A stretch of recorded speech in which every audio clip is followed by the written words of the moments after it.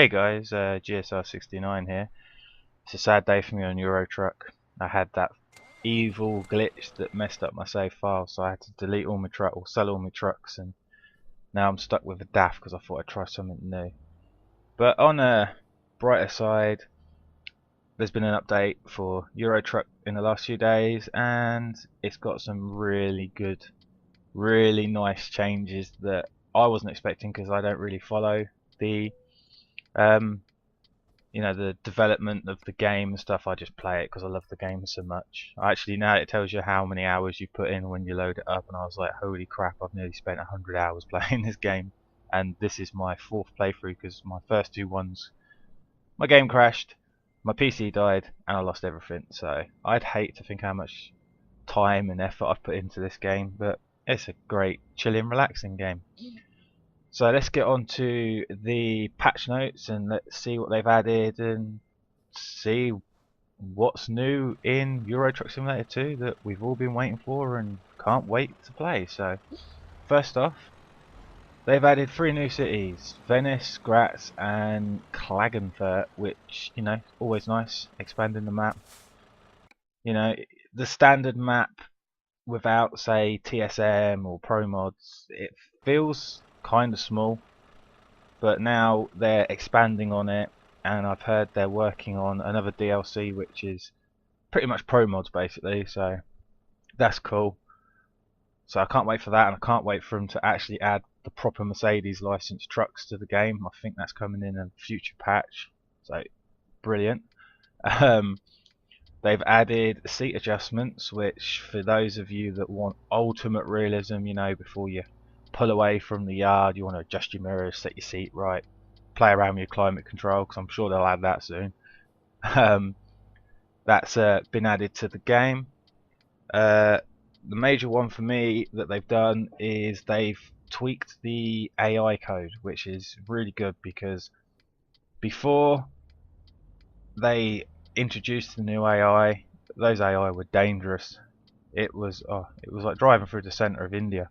There was cars coming at you left, right, and center, and they didn't indicate, or they did indicate, and they'd still hit you. Didn't matter if you were stationary, pulling out, didn't matter what, they'd hit you. Then they brought out the new AI, which totally changed it, especially on the motorways. But for me, the big downside to the new AI was roundabouts. They're still a bit iffy, but obviously they've said the AI for the cars is not even halfway finished yet. They want to get it perfect, so hats off to them. They're working their asses off to get the game as realistic and simulation as possible, and obviously one of the major factors of that is the AI, and it's another great tweak to it, so it's on the up for the AI. That's the best I can say. So yeah, that's awesome. They've redesigned the radio player, and I think you can sort of, from what I've seen from just messing about with it quickly, I think you can just sort of like preset your radio station. So as soon as you go to radio, your favourite station's ready to go. Awesome. They've added some new cruise control features. I haven't tried that out yet, so I'm interested to see what that is. They've added the speed limits to the GPS sat nav wherever you're from, whatever you call it. I call it sat nav because I'm from the UK, and that is really helpful. There's no excuse now for getting speeding tickets in rural areas and stuff like that because you're not sure if it's a 30, a 40 or a 60. So that's much appreciated. Now, like I say, there's no excuses for getting speeding tickets apart from when you turn your limiter off and go through towns at like 80 miles an hour, but hey, that's just me. They've totally redone the user interface on the game, which it didn't really need doing, but it was a nice touch because it's kind of, the game was starting to look a little bit old from its like user menus compared to games of today, and now they've brought it up and it's all nice and shiny, and I love the new loading screens. I don't know why, but they just seem, sorry guys, got his ear. It just seems nice and shiny, and I like it. It's a brilliant thing. They've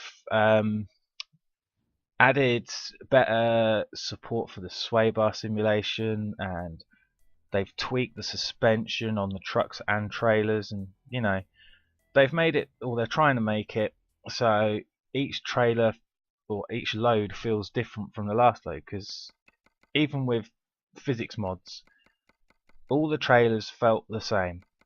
They just, a box trailer, yeah, you could see it swaying in your rearview mirror, but it didn't really do anything. And obviously the heavier loads just supposedly are supposed to, make it harder to turn, which is like it is in real life. You've got to plan your route. You've got to work out, am I going to fit down this road? What speed do I need to go? Because if I go too fast, the trailer's going to continue and just drag the cab around, and that's it, game over. So now they're working on that, and they've changed stuff, and it, in their little patch notes, it says more individual behaviour of the whole rig, which is brilliant, because now you're going to have to adapt your driving for the load. It's not going to be a case of hitch up and drive off. Now you've got to think, right, I'm going on this road. Is it going to be good enough? Is it best to go this way? Is it best to go that way? Just more simulation. I think that's the word. Yeah.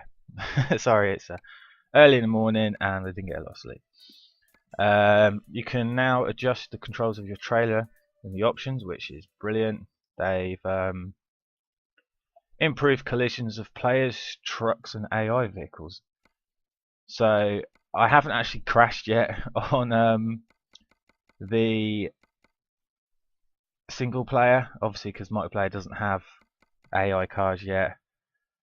So I think on this, because I'll be driving around in the DAF, I'm going to see if I can, hit something and see what it does.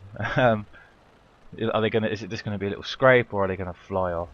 Hopefully some AI hits me, bounces off and hits central reservation. They've recreated all the crash sounds and scratching and all that kind of stuff. So they've tweaked the sound effects basically. I think a few months back they did a video of them showing, them recording the sounds of trucks crashing into cars and all that kind of stuff. So again, a nice little tweak, just something a little extra for us. They've equalised the sound in the cabin and engines to the external sound, which is good, because if you go third person view, your truck's idling and it's quite loud. You jump in, you go to first person cab view. If you drive like I do on it, first person, it's you can't hear that engine, even if you're ragging the living tits out of it. It's very quiet. So like I say, another nice little tweak. They've made the timing for the air brake sound more realistic. Okay.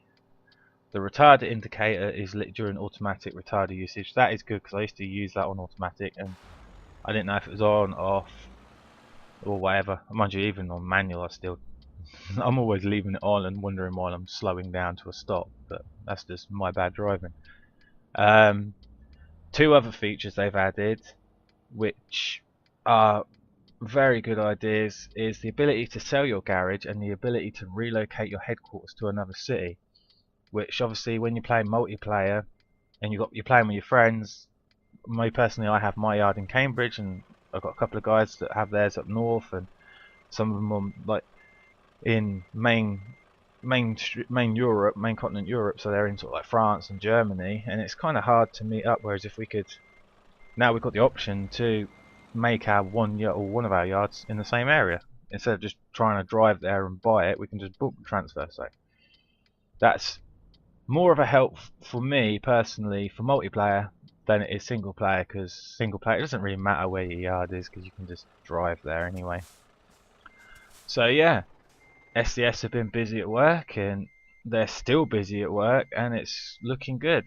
I love the way this game has such a big following for what it is, and how the company is taking their time with all these updates and DLCs and stuff. So it's nice to see a company actually care about its player base. They're not just churning out crappy DLC every month like other companies. So yeah, it's looking good. Well guys, I hope you enjoyed the video. I'll try and bring you some more Euro Truck as soon as I can. At the moment I'm doing like 5 or 6 different games, so it's hard to fit them all in and get videos done. So yeah, if you did like the video and you enjoy our content, please subscribe, comment on our videos, message us, join the Teamspeak, do whatever, just enjoy the stuff, and until next time guys, I'll catch you later.